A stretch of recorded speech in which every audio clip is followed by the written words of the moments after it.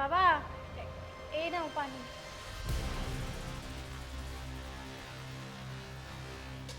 আরে আরে আমার চোখে কি পড়লো? আরে আরে আমার চোখে কি গেল?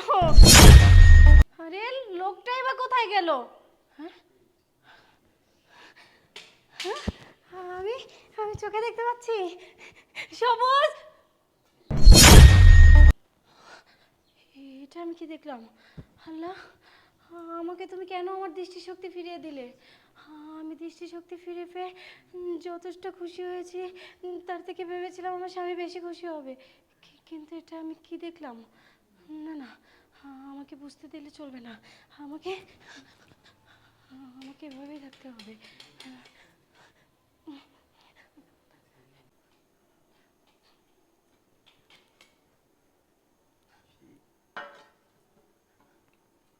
সবুজ, সবুজ। আরে তুমি, আমি তো এখানেই। আচ্ছা আচ্ছা, এখানে আসো আসো আসো, এখানে একটু বসো। তুমি আবার এখানে আসতে, বসো। আরে আস্তে আস্তে আস্তে, আস্তে আস্তে আস্তে।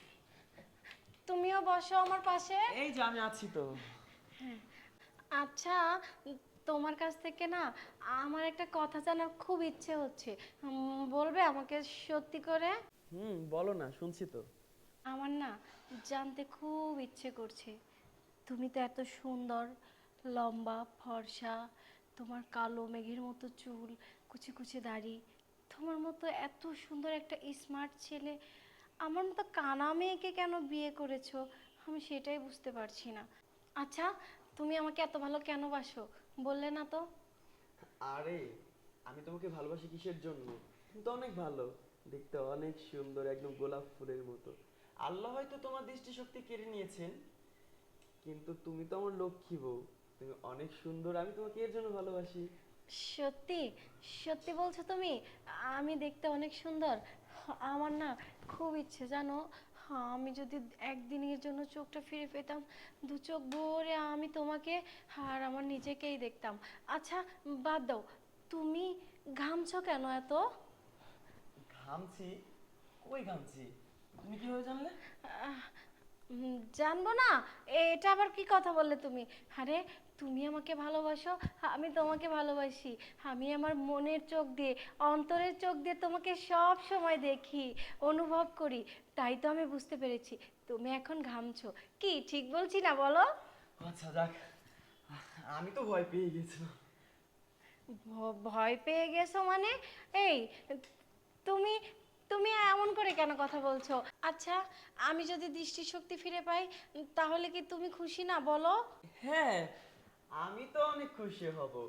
আমার চেয়ে পৃথিবীতে বেশি খুশি আর কেউ হয়? আচ্ছা শোনো না, আমার না গলাটা শুকিয়ে গিয়েছে, আমাকে এক গ্লাস পানি দেবে তুমি? ও আচ্ছা, পানি খাবে? হুম। হুম, আচ্ছা তুমি এখানে বসো, আমি পানি নিয়ে আসছি।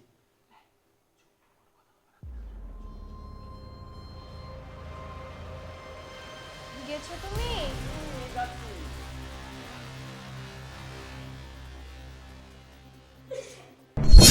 আরে কে? সবুজ, সবুজ। হ্যাঁ, কি হলো তোমার?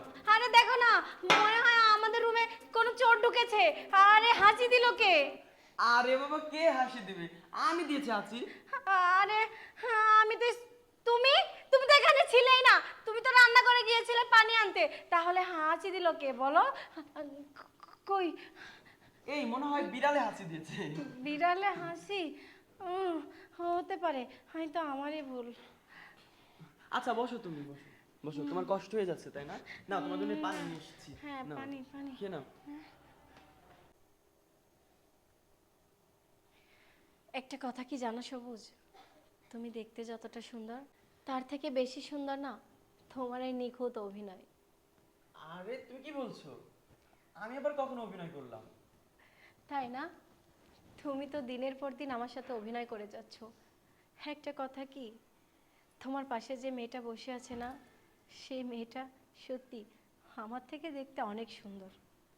আরে মেয়ে আসবে কোথা থেকে? তুমি এটা কি বললে? থাক, আমার কাছে আর তোমার কিছু লুকোতে হবে না। আমি সব কিছু জানি আর সব কিছু নিজের চোখে দেখতে পাচ্ছি। চোখে দেখতে পাচ্ছ মানে? আরে নূপুর, তুমি তুমি কিভাবে তোমার দৃষ্টিশক্তি ফিরে পেলে? আমার দৃষ্টিশক্তি আমি কিভাবে ফিরে পেয়েছি সেটা তোমার না জানলেও চলবে, কিন্তু আমার একটা কথা ভেবে খুব অবাক লাগছে। আমি দৃষ্টিশক্তি ফিরে পেয়েছি বলে মনে হয় তোমার অনেক সমস্যা হয়ে গেল, তাই না? কিন্তু আমি ভেবেছিলাম আমি আমি দৃষ্টিশক্তি ফিরে পেলে সব থেকে বেশি খুশি হবে তুমি। তুমি আমাকে দিনের পর দিন মিথ্যে কথা বলেছো, ঠকিয়ে গিয়েছো। তুমি আমাকে বলেছো, আমাকে অনেক বড় বড় ডাক্তার দেখিয়েছো, কিন্তু ডাক্তাররা বলেছে আমার চোখ কখনো ভালো হবে না।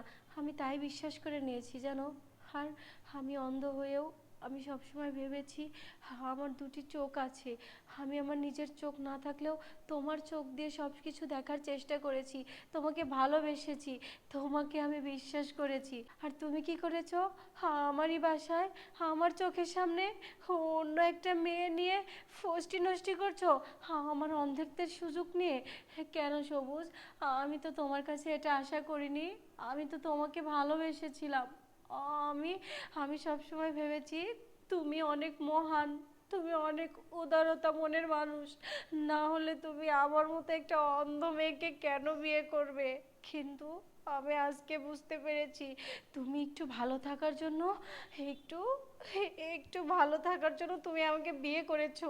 তুমি আমাকে ভালোবাসোনি, তুমি ভালোবেসেছো আমার এই টাকা পয়সা অর্থ সম্পত্তি, যাতে তুমি সব কিছুর মালিক হয়ে তুমি আমার চোখের সামনে অন্য একটা মেয়েকে বিয়ে করে সুখে সংসার করতে পারো।